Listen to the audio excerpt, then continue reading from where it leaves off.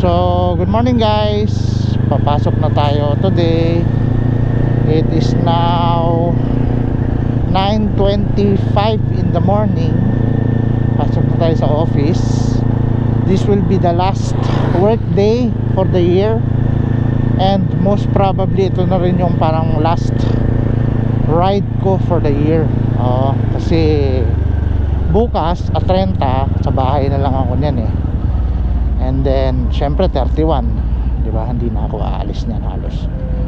So sa bahay na lang tayo, magpapahinga na lang tayo kasi marami rin tayong gagawin sa 31 at especially sa 1 kasi aalis din.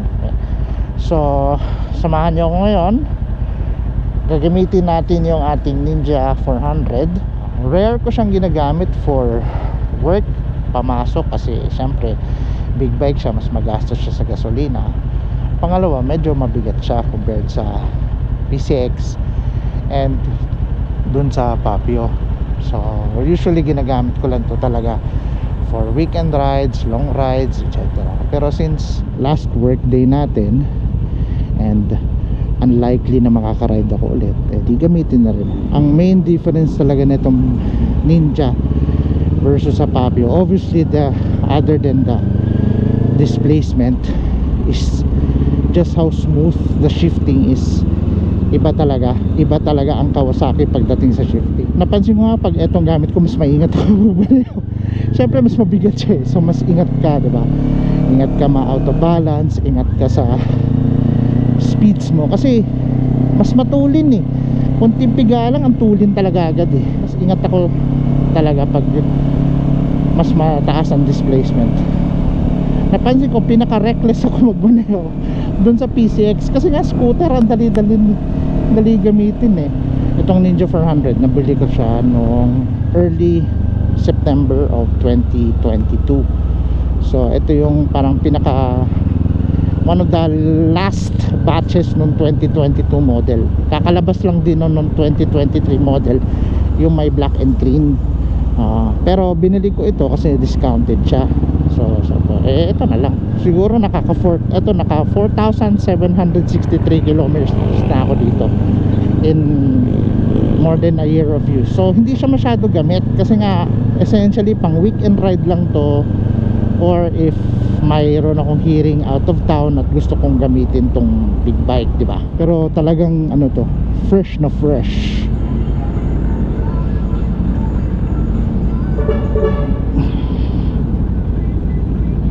Yan, parang pantay na.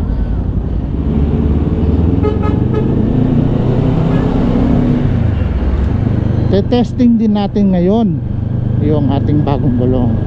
Right now naka Pirelli na tayo na Diablo Rosso Sport. Obviously hindi naman ako kukuha ng Super Corsa etc. Hindi naman ako nagkakarera pa. Pero basically upgrade lang to from the Dunlops na stock ng Sport Max. Okay yung Sport Max pero ramdam mo yung pag malamig, ramdam mo talaga na madulas siya. I mean good enough siya for stock use, for daily riding. Pero like medyo kung gusto mong maakyat sa twisties, hindi siya ganun kaganda. Kung yun ang use case mo, ganun yung paggamit mo sa motor, you might want to upgrade to stickier tires, diba? Now itong Pirelli Diablo Rosso Sport, obviously hindi ito yung hindi ito yung pinaka makapit, hindi ito yung pinaka magandang gulong sa Diablo Rosso line, diba? May Diablo Rosso 3, may Diablo Rosso 4, andun din yung Super Corsa, but medyo those are a bit too expensive na for me. Hindi na siya practical, diba? For what I do with the motorcycle, which is just weekend rides, long rides, SLEX. So okay na ako dito, and the price is good. Nakuha ko siya kay Takara for like I don't know 9,000 plus pesos, parang ano, mas mura ko na nakuha, less than 10,000. So good na yun, diba? For a pair of tires, kasama pa installation and everything, kasama balancing, and maganda pagka-balance ni Takara. Kaya ingat lang din tayo today kasi nga kakakabit lang nito. Mula nung naikabit to, hindi ko to halos na ilabas, diba? Mula nung nakabit yung mga gulong nung I think November, hindi ko siya nailabas. Kaya talagang mangyari parang nagbe-break in tayo ng gulong. So kailangan natin mag-ingat kasi may madulas pa to ng konti yung gulong natin. Tutuos na ulit tayo ng bike, ng motorcycle lane dito sa Commonwealth. Motorcycle lane lang siya in name but not in practice.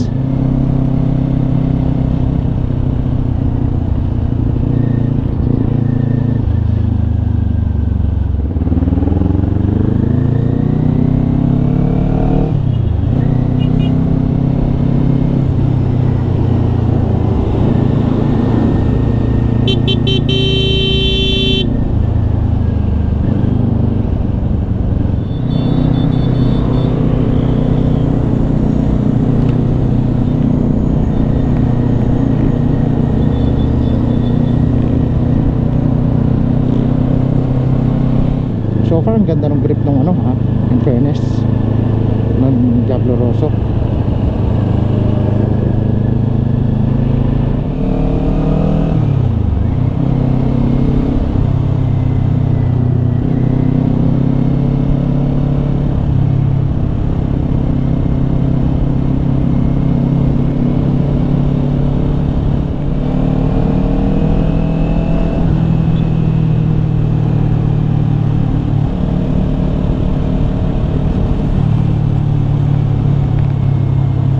Napakalaking grate, katakot. Before you change lane, dapat nag-shoulder check. That's fucking basic, my man. Shoulder check, tingin sa side mirror. Parang wala pa yatang kahit isang area dito sa MRT 7 na tapos. Kasi kahit dun sa may North Avenue, hindi pa siya talaga tapos eh.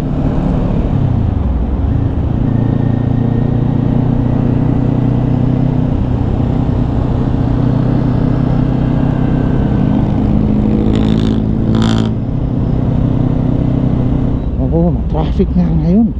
The fuck, man? What's going on? Mukhang magsa-skyway na talaga ako pa uwi.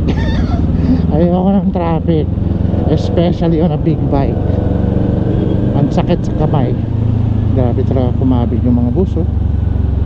No regard for human life.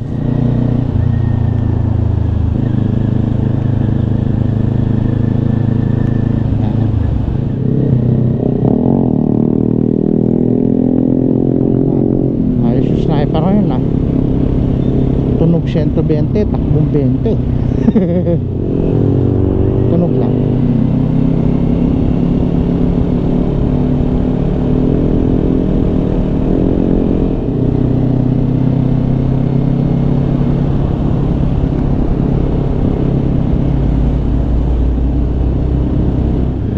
Abot, very good. Okay, dito tayo.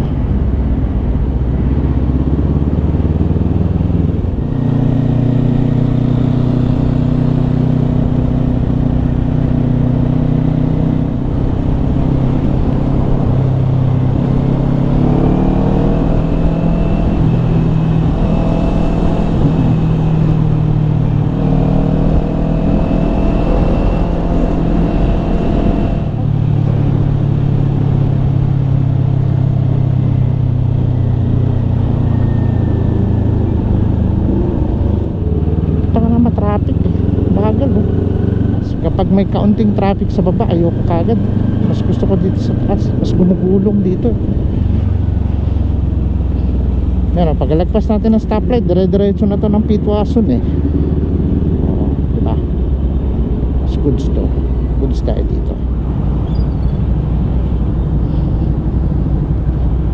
Init. Ayan, go na.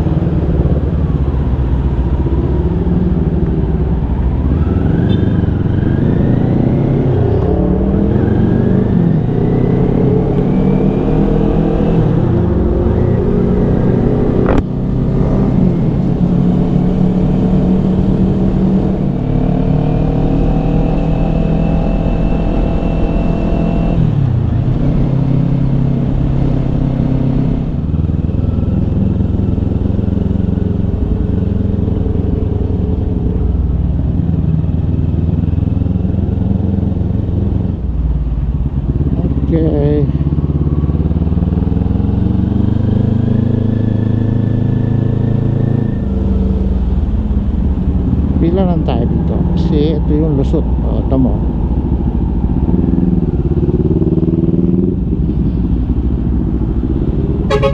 Oh, gago. Puta, muntik ka na. Tigas ng ulo kasi. Yan ang sinasabi ko sa inyo. Huwag kayo sa bus lane. Ang titigas talaga ng ulo ng mga tao. Bakit ganun? May back ride pa siya. Kung nahagip siya ng bus, putang ina, yak-yak siya nun. Kasi wasak na motor niya, pilay-pilay pa siya. Iisipin mo yun ha, wala pa siya mismo sa bike lane. Nakadikit lang siya halos. Muntik pa siya mahagip. Lapad ng bus, Brad. Kailangan bigyan nyo ng napakalaking clearance yan, tapos tatabihan nyo pa para kayong mga gago. Ang ina, muntik na siya. Ang luwang-luwang na ng traffic, pilit pa rin dumadaan doon. Utang na loob talaga. Saan talaga? Di mo alam kung paano nagkakalisensya ibang tao eh.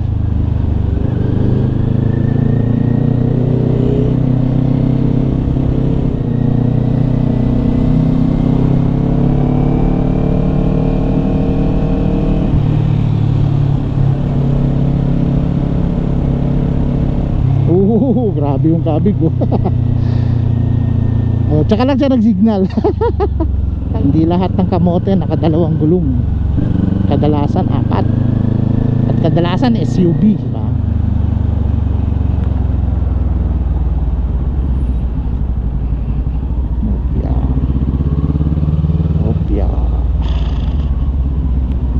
Opya. May traffic na dito. Why oh why is there traffic here? Parang pagdating natin ng office, bili tayong Starbucks. Di pa nakakapag Starbucks kahapon. Maraming utang ko. Nag-iipon ako ng stickers eh. Nakapag-claim na ako ng isang reward. Yung tawag dito, yung mug tsaka tote bag. Yung tote bag, cute siya, pero mas useful yung mug. Gusto ko yung mug. Doon ako umiinom ng kape lagi. Kape or tsaa every morning. Yun yung aking favorite mug. Ang problema lang din with shifting between motorcycles is yung sa turn signal tsaka sa busina, nagbabago. Yung PCX at yung PCX at yung CF Moto Papio, pareho sila ng layout. Yung signal sa baba, yung busina sa taas ay sa gitna. Pero ang sa Kawasaki, yung signal nasa gitna, yung busina sa baba. So madalas yan pag nagkakamali ako ng pindot ng busina, dahil o nagkakamali ako ng pindot ng signal, dahil yun sa hindi pa nakapag-adjust yung ulo ko na kung ano yung layout nung signal light at nung busina. Alam mo, dapat nga gawin standard na yun eh. Hindi kagaya, di ba, para sa kotse, sa kaliwang lever andun yung signal light, at nasa right na lever, sa steering wheel to nasa right na lever yung para sa wiper. Lahat ng kotse yung namaneho ko ganyan. Sa dalawang kotse namin ganun. So hindi ko alam ba't di ma-standardize sa motor yun. Ang gulo, di ba? Na dapat yung signal, dapat siya yung nasa gitna, yung busina yung nasa baba. Mas gusto ko yung layout na yun eh. Like ano yung sinasabi ko sa inyo na may mabagal na takbo. Eto. Mabagal siya magpatakbo, so napipilitan lahat ng mga sasakyan na iwasan siya. Ito yun, nagsi-cellphone pala yun. Ngayon malapit na tayo sa Guadalupe. Lapit na tayo sa office. So diba, malis tayo ng 9:25. Anong oras na? 10:09. Oh pucha, wala pa isang oras na traffic pa tayo nun Ang galing diba 9:25 tayo malis? Tama nga 10:09. Galing. So hindi ko alam kung mas mabilis tayo ngayon dahil mas mabilis yung motor or dahil wala masyadong traffic. Feeling ko dahil wala masyadong traffic.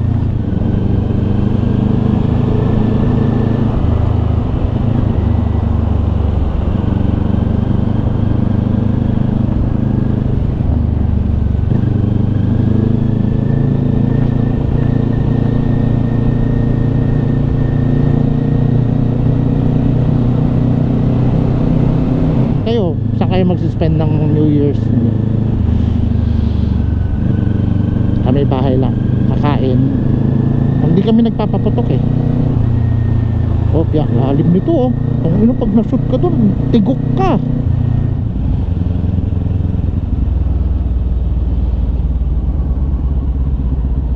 So nagra-rattle yung ano, kailangan ko lagyan ng sigurong plastic yun or something.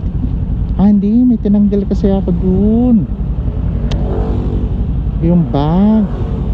May bag kasi ako maliit na ano, nabili ko sa Decathlon. Parang ano, foldable bag na maliit, 20 liters. Yun ang dati ko nilalagay sa under ng rear seat nung Ninja. Yun, medyo natutulungan niya na hindi mag-rattle yung ano, yung rear seat. Tinanggal ko kasi ginamit. Ngayon nagra-rattle. Yun yung naririnig ko. Kabit ko na lang pag uwi. Tataka ko, ano yun? Ang ano ko pa man din, na-OC ako sa ganyan. Yung pag may kumakalansig sa motor mo. Di ba nakakatakot yun? Ano yun? Putangin na yan. Baka biglang bumigay yung motor mo, di ba? O, tangin na, nakakatakot to. Na biglang may kumakalansingan, di mo alam kung ano yun, kung may lumuwang na screw or what.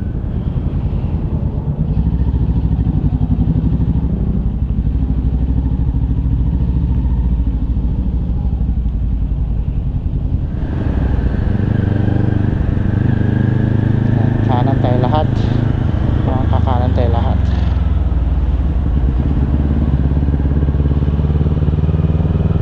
Banking joke lang.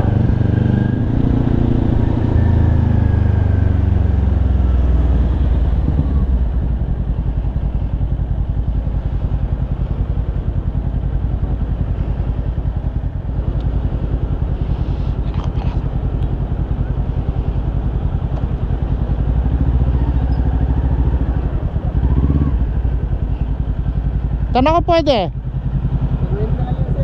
Alin? Ito? Oh, sige. Isa mo lang dalhin yan eh. Ha? Sabi mo si sir ko eh. Kaya yung helmet eh.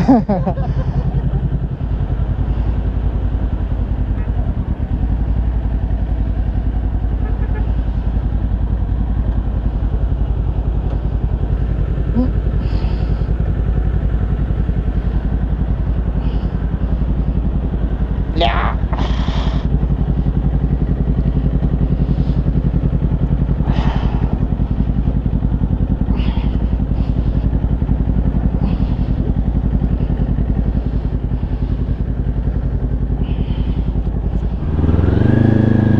So ayun, magandang hapon guys. Pauwi na tayo.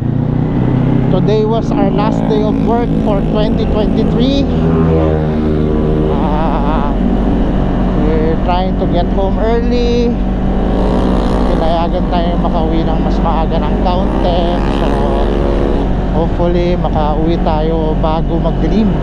Although siguro parang siguro 30 minutes away na lang.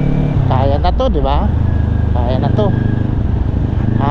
Sana hindi lang tayo matraffic masyado, kasi lately kahit wala masyadong traffic sa umaga, traffic papuntang north, matraffic din papunta dun sa may Commonwealth, especially dun sa may Palengke, dun sa may Manggahan at Litex. So yun ang kalaban natin ngayon. We'll try to see if we can get home earlier. So as you can see, kung nasubaybayan niyo yung previous vlog, Ninja ang gamit natin papasok, obviously. So Ninja rin gamit natin pa uwi. Eto, dito tayo kakanan sa may Quezon Ave, corner EDSA, kasi mag-ano tayo. Well, plano natin Commonwealth. Sana hindi pa ganun ka-traffic, kasi maaga pa naman, di ba? Sana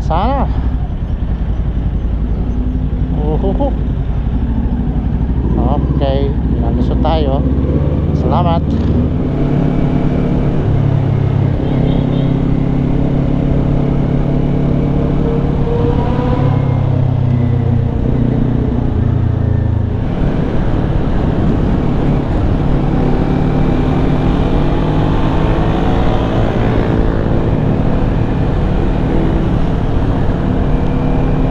So, pag-usapan naman natin ng kaunti itong ating Ninja. Marami na ako mga naidagdag dito na mga maliliit na mods, maliliit na add-ons na basically pampadali ng buhay ko and or pampadagdag ng functionality sa motor. Ang first na nadagdag ko dito is itong levers. Nagpalit ako ng brake lever and clutch levers. As usual, in order ko tong lahat sa Lazada, ako lang din nagkabit. Madali lang naman ikabit yan eh. Kayang-kaya niya. Ang next ko din kinabit is itong shorty na side mirror. Yung stock kasi na side mirror ng Ninja 400 masyadong mahaba. As in sobrang haba. Parang antena ng insekto. Pag gano'n, ang hirap magsingit-singit. Ginawa ko, kumuha ko ng shorty. At ngayon, mas madali na siyang isingit. Pero nakakita pa din ako na maayos. Walang bawas sa visibility. Ang next ko ding naglagay din ako nitong to. Yung itim na windshield na yan, smoke. Yung stock kasi kulay clear. Hindi ko masyado type yun.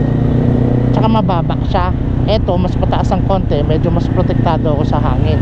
Next ko din kinabit is itong USB charger. Yan, USB charger na yan, isang set yan, bibilin mo, may kasama ding relay. Kasi kailangan mo ng relay para mapagana siya. So lahat ng signal lights nito, pinalitan ko ng LED. Pero pag ganon, kailangan mo ng switch relay. Kasi otherwise, ay flasher relay. Kailangan mo ng flasher relay pag magkabit ka ng LED. Kasi kung hindi, masyadong mabilis. Masyadong mabilis yung pag-flash. So pag nagkabit ka na ng relay, babagal na siya ng normal. Ganoon na lang. Bakit? Kasi pag sobrang bilis, parang nakaka-irritative nun. So kung nagkabit ka ng LED at nagtaka kayo bakit ang bilis, yun.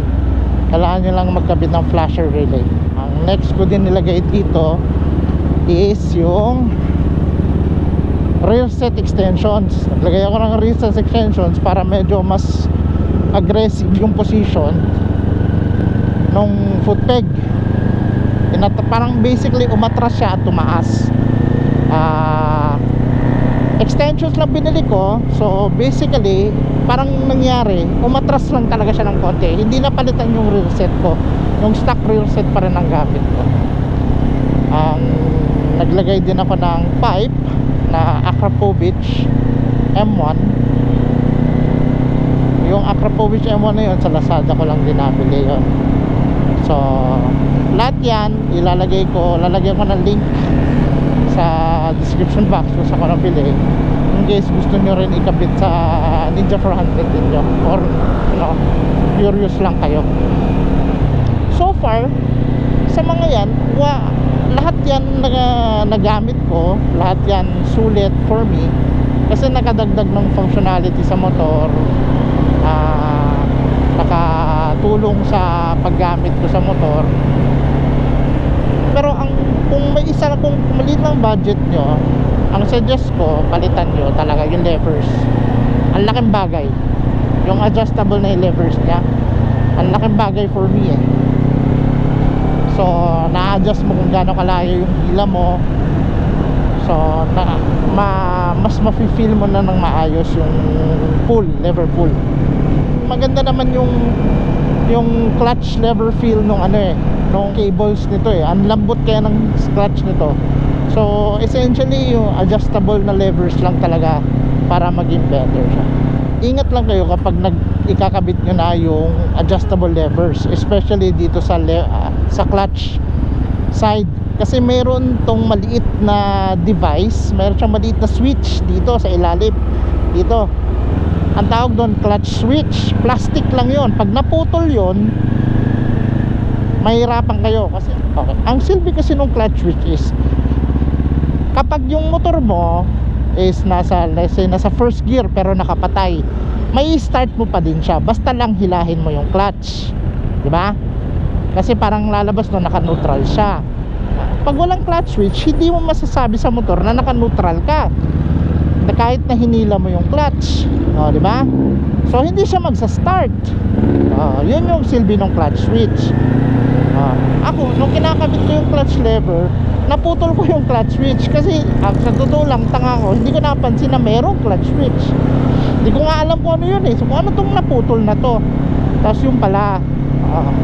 So dahil doon, example, namatayan ka, nagkamali ka ng clutch, nasa second gear ka, namatayan ka, di ba usually yung gagawin mo, hihilahin mo lang yung clutch, pinitin mo yung ignition, aandar na ulit yung motor. Pag wala yung clutch switch, hindi mo magagawa yun. Kahit hinila mo yung clutch, hindi aandar yung motor. Kasi hindi, wala yung sensor eh na nagsasabi sa motor na naka-neutral ka na, pwede kang i-start, di ba? So yun yung problema pag naputol yun. Yung sa akin naputol ko, napilitan akong bumili. So bumili ako dun sa Shopee kay Berting Auto Parts yata. Basta bumili ako sa Shopee. And then nung nakabili ako, kinabit ko lang din siya. Kata ko lang madali lang na may kabit. Okay na nung nakabit na. Basta yun, ingat ka lang dapat. Hindi yun kasalanan ng levers kasalanan ko yun, mali yung installation ko. Kung maayos yung installation mo, hindi mo mababali yun. Sulit din yung itong shorty na side mirror. Ang laking bagay na itong shorty na side mirror. Kasi ang laking, ang iksi na yung dati kasi hanggang dito eh. Ang hirap sumingit-singit. Parang tatamaan mo lahat ng mga kotse. Eh syempre, ayaw mo nun, di ba? Gaaway kayo ng mga kotse. Galing! Okay. So mukhang dito tayo maiipit na naman.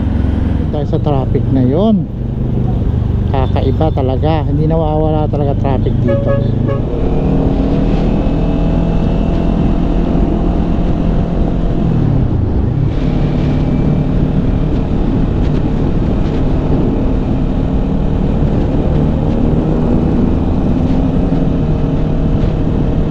Lapit na tayo sa bahay. Yahoo! Yahoo! Nairaos natin 1 taon mga guys. Nairaos natin. Ano ba yung mga pinakamasayan yung motorcycle moments ng 2023? Ako yung first time na nag-Laguna Loop ako gamit tong motor na to. Tuwan-tuwa ako nun. Aliw na aliw ako. Parang around summer ng 2020 itong year na to. Aliw na aliw ako nun. Kasi syempre ang pinaka experience ko lang sa Laguna Loop before sa bisikleta eh. So to do it on a motorcycle, tapos dumaan ka na expressway, diba? Saya nun. Tapos isa rin siguro yung pinaka memorable yung talagang inayos ko na yung channel ko, inayos ko na yung mga videos ko na matino na. Dati kasi parang record lang na record eh, tapos dead pa lang, diba? Ngayon naayos ko na, mas maganda na kahit paano yung production, although hindi pa rin ganun kaganda, basura pa din. Diba? Pero I mean pwede na, diba? Good enough na hindi siya nagmumukhang sobrang ewan. So at least yun. Tapos natuto akong mag-edit gamit yung DaVinci Resolve. Nung una talaga hindi ko ma-figure out eh. Siyempre kaka-YouTube lang, kakanood ng mga tutorials doon. Ayun, natuto tayo. So kahit paano marunong na ako mag-edit, marunong na ako mag-audio sync, marunong na ako mag-multicam, di ba? Siyempre kasama ko lagi mga kaibigan ko sa mga rides, di ba? Si Tim, si Dance, si Kyle, si Kenneth, yan, mga nakakasama ko lagi sa rides. So siyempre magra-rides pa lalo kami next year. At hopefully kung makita nyo ako sa daan, bumati kayo, at least kumusta ko man lang kayo, di ba? Kung nanonood kayo sa vlog. Marami din talagang pinagdaanan itong year. Sobrang busy ko this year. Sobrang busy. Ang daming work. Ang daming moments na sobra ko nasi-stress. Ang daming moments na akala mo okay na, hindi pa pala. Kasi sa work ko sobrang stressful. hindi ko naman masyado ikukwento. Yung iba alam ko ano yung work ko, pero yung karamihan sa inyo, mga first time lang manonood dito, hindi alam kung anong trabaho ko. So hayaan nyo na muna yun. Basta sinasabi ko lang sa'yo, ang trabaho ko isa sa mga pinaka-stressful na trabaho sa buong mundo. Ulam ko on stress. Yun ulam ko on stress. Kaya ang dami kong iniinom na gamot para sa stress. Kaya yung pagmumotor ko talaga, yun ang ultimate na stress reliever ko. Ultimate stress reliever ko yan. Pag nagmumotor ako, sobra ako nare-relax. Nararamdaman ko bumababa yung heart rate ko, bumababa yung blood pressure ko. Basically bumababa talaga yung stress levels ko pag nagmumotor ako. Especially kapag aakit ka na Marilaki, or nagluluk kami, or basta magkikita-kita lang kami ng mga kaibigan ko, magmumotor lang kami. Ang laking ano sa akin nun ang laking gaan. Siyempre kapag kasama ko pamilya ko, isa rin sa pinaka stress relievers ko yung pag nagta-travel kami ng family ko. Gusto ko yun. At sana maidagdag ko din yung mga ganong travel vlogs later on sa videos ko. At sana subaybayan nyo pa din, diba? I guess ito na yung huli kong vlog para sa 2023. Marami na rin akong na-share na videos sa inyo. Marami na rin mga nag-comment. At nagpapasalamat ako sa lahat ng mga nagko-comment talaga. Sobra akong thankful doon. Kasi parang at least, ano yun parang na-appreciate ko. Kasi yung you take the time na mag-comment, magtanong, or at least mag-ano lang ba, magbigay ng, uy, ang galing niyan, or whatever, diba? Ang laking bagay kaya sa akin nun. You do not know how that feels, na parang may mga tao na na-appreciate yung mga sinashare mo na content. So sana pagpatuloy ninyo na suportahan ako, manood lang kayo, mag-like at mag-subscribe, at para lalong lumago yung ating YouTube channel, diba? So ayun guys, so salamat sa like, sa pag-subscribe, sa pag-interact, sa pag-comment, kasi malaking bagay yon sa nagsisimula mga YouTuber na kagaya ko. Wala naman akong balak na parang gawing negosyo to or trabaho tong pag-YouTube. Ano lang talaga to, way for me to like share my opinion about certain things sa pagmumotor, sa bagay-bagay. And then sana ma-appreciate nyo yung mga bagay na yun. Na-appreciate nyo yung mga videos na share ko, na-appreciate nyo yung mga comments ko. And then hopefully magbigay din kayo ng sarili nyong comments para at least interactive tayo. So yun lang guys. It has been a great 2023, and I hope it has been a great 2023 for you as well. At sana maging mas maganda pare-pareho yung 2024 natin, di ba?